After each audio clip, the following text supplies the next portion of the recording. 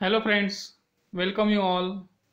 Today we are just discuss on the new emerging topic of the insect pest management, that is the recent invasion of the one special insects or the pest, that is nothing but the locust. This locust nowadays, this is a new emerging problems. It is faced by the farmers.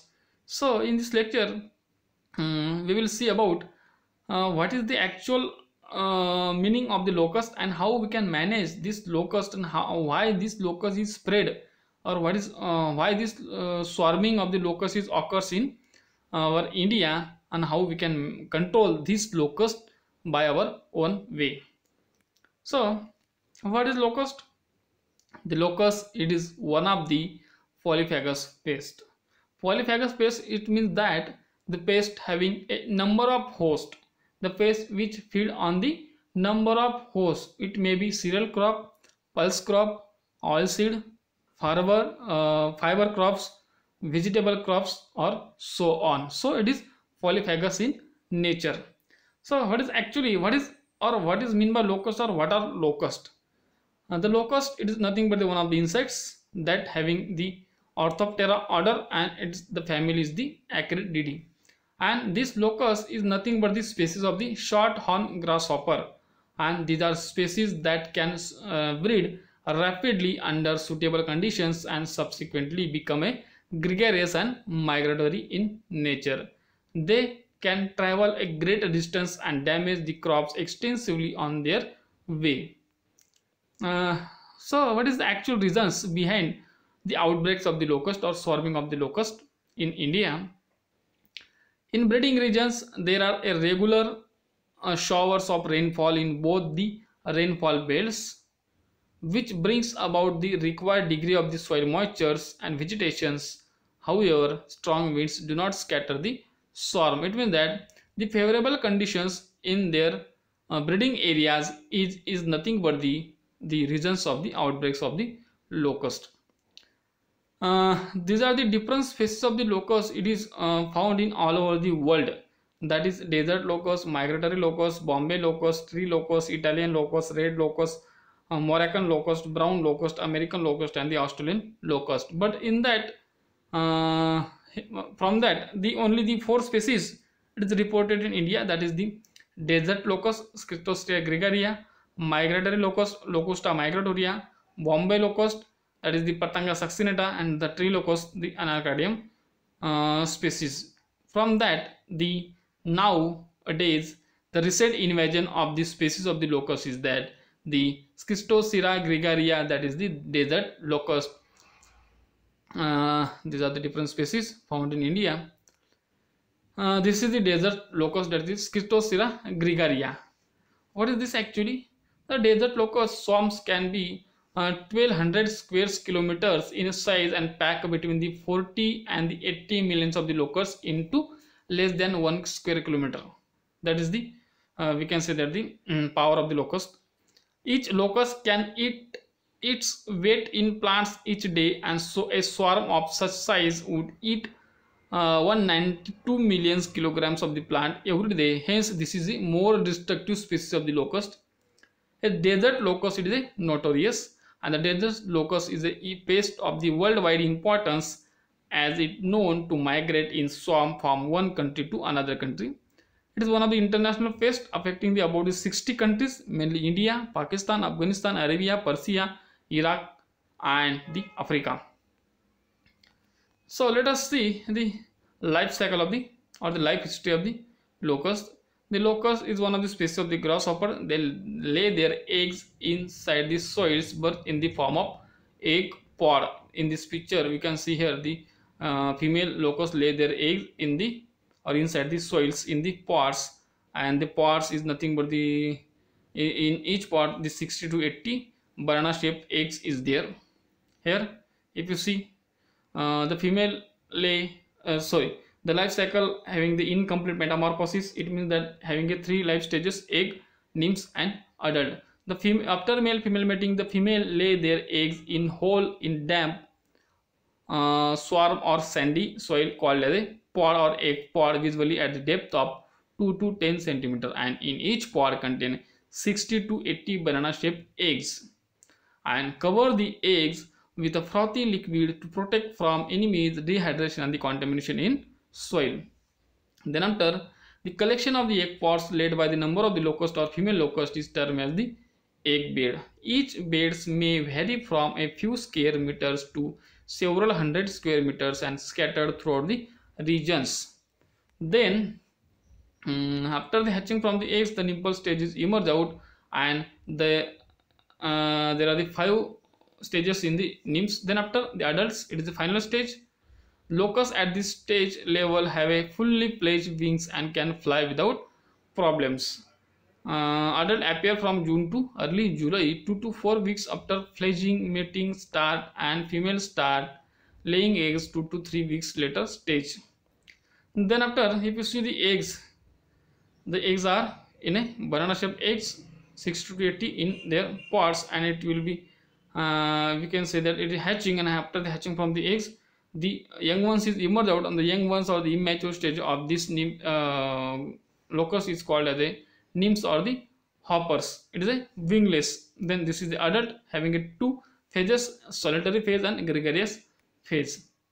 And this is the time required from the for the different stages of the locust. For egg stage, 10 to 65 days. For hopper or nymphs, 24 to 95 days. For adult, near about 2.5 to 5 months.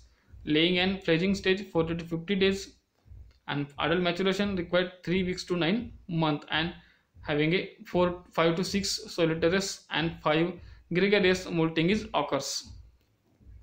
Then breeding regions of the locust. The pest breed during the spring season in coastal and other areas of West African countries like Persia, where the winter rains bring about the required degree of the soil moisture and vegetation. The adult emerging from this breeding stage migrate eastern to Pakistan and India by about the beginning of the monsoon. This is the breeding area or breeding region of the locust. Then what triggers them to form a swarm? How the swarming is occurs by the locust? The guaiacol is produced in the gut of the desert locust by the breakdown of the plant material. This is a process is undertaken by the gut bacterium that is the Pantoia species. The guaiacol is one of the main components of the pheromones that cause locust swarming. And serotonin enhance solitariness phase transition of the migratory locust.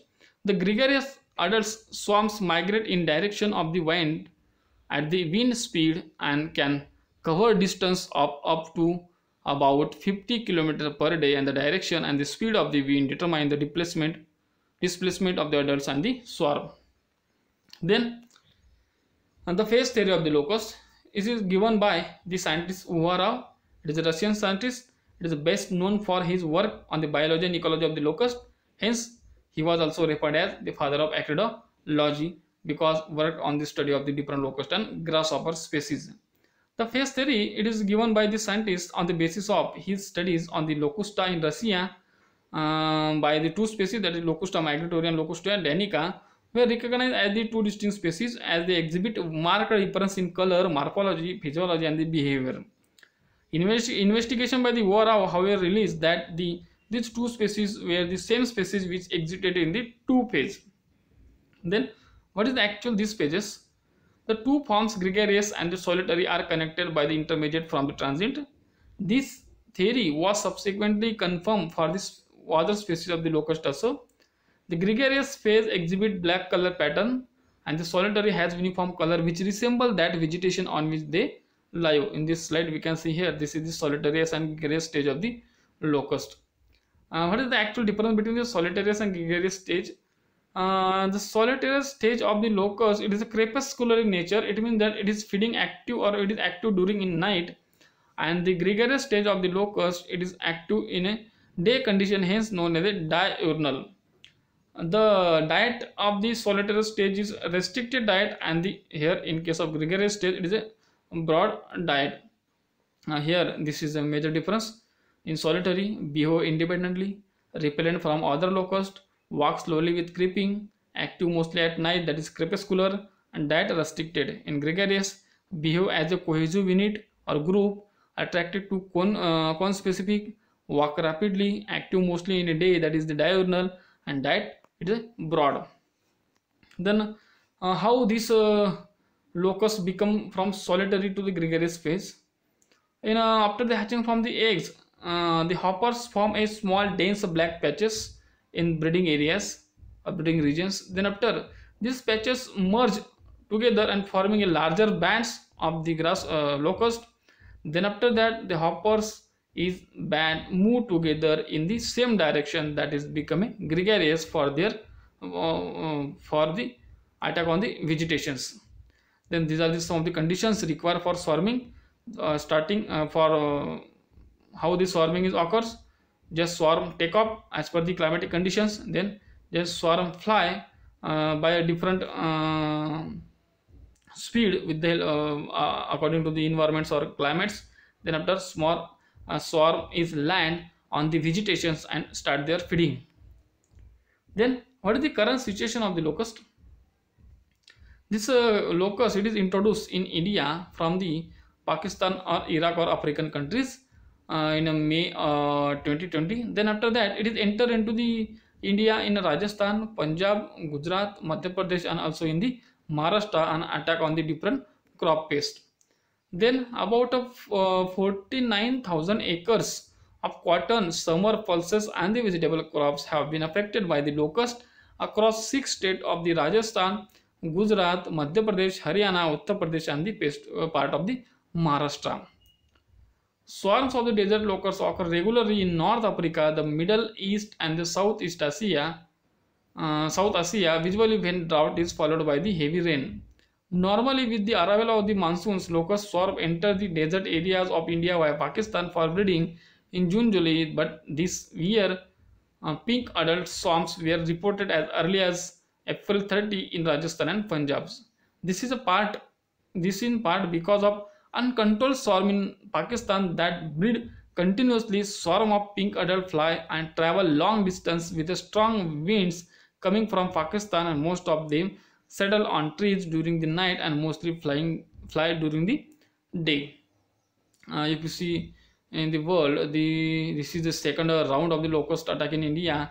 The first one having occurs during December and February, and in January the biggest swarm to hit the Gujarat in over a quarter of the century resulted in more than 25,000 hectares of the wheat, rapeseed, cumin, and the potatoes being attacked with at least a third of the crop damage in 75% of the affected area. That is the current situation of the locust.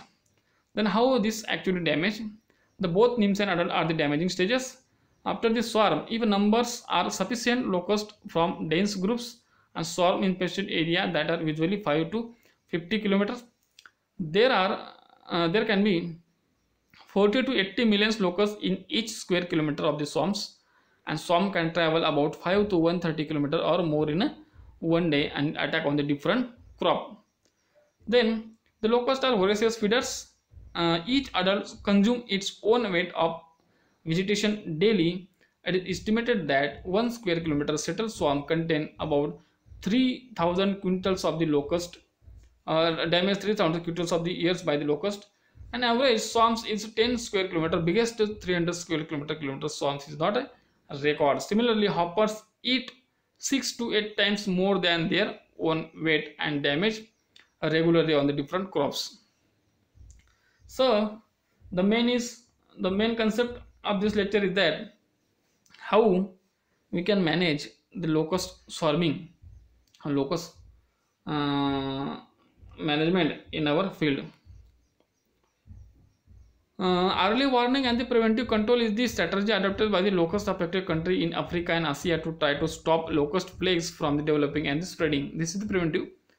Then the locust warning organization of the government of India was established from the April 1939 at Jodhpur. In 1942, a coordinated anti-locust scheme was put into action. It is responsible to monitor and control the locust situation in the scheduled desert area, mainly in the states of the Rajasthan, Gujarat, while partly in the state of the Punjab and the Haryana. It means that the locust warning organization, this is the apex institute of the India to forewarn about the locust swarming.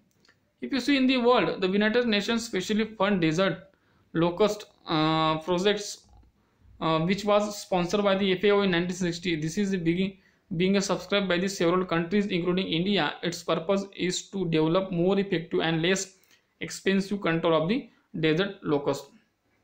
Then, if you manage, how we can manage these different stages of the locust? Destruction of the eggs. Locating the eggs laid areas is almost important. Then trench them around so as to entrap the young hoppers as they move out after hatching. Even actual destruction of the eggs on recognized scale may be carried out by the plowing, harrowing, and the hand digging. Then, for the hopper control, the mechanical methods include entrapping the making a hopper bands in 2 by 2 inch trenches and burying. The chemical methods include use of poison baits and dusting of the insecticides. Dusting of 2% methylparathion dust against the hoppers at the rate of 25 to 30 kg per hectare has been found to bring complete control of this pest. Then for control of the adults and wings adult swarming, 2% methylparathion may be carried out. Achieve better control when swarms are resting on a bare ground at night or in early morning, can be beaten or swept up at this time. If they are resting on bushes or hedges, they can be easily burnt with the help of flamethrower. When flying locusts are about to descend in large swarms in cultivation areas, the best way to tackle them is to prevent them by creating a cloud of smoke or by burning refuse, etc. Spraying with neem kernel suspension as a deterrent to the crops has also been tried with success. Recently, with the introduction, aerial application of insecticides to control of the locust swarm has been become easier. For the culture, in case of cultural control, we can destroy the eggs or it is exposed to the environment or which is picked up by the birds or eaten by the birds. In mechanical control, crushing with them with the help of rollers, or we can use the adult, we can kill the adult with the help of flamethrower. Then for natural enemies, some of the birds we can use as a natural enemies, and some of the beetles also we can use for natural enemies. Beetles is used, that is the blister beetle, ground beetle are the beetles different which feed on the eggs of the locust in soil, and some of the flies we can also use as the parasitoids against the nymphs and adults. Then we can follow the aerial spraying with the help of the monoprotophos and cypermethrin chemicals. This is the ultra low volume spraying by the vehicle mounted and the aerial sprayers with the help of all different organophosphate chemicals. Then this is some of the mechanical control, that is the digging trenches and burying hopper bands, or by making the noise or burning the tires. These are some of the methods. Then for the biological control, the Metarhizium acridum, it is one of the entomopathogenic fungus. It is very effective against the locust. Then if you see the chemical control, this is the chemicals or pesticides. It is recommended by the Central Insecticide Board and Registration Committee, that is the chlorpyrifos, deltamethrin, fipronil, and lambda-cyhalothrin. We can spray the crop with the help of these chemicals with a recommended dose at regular intervals by different sprayers or with the help of aerial spraying. This is all about the management of the locust. Okay, thank you.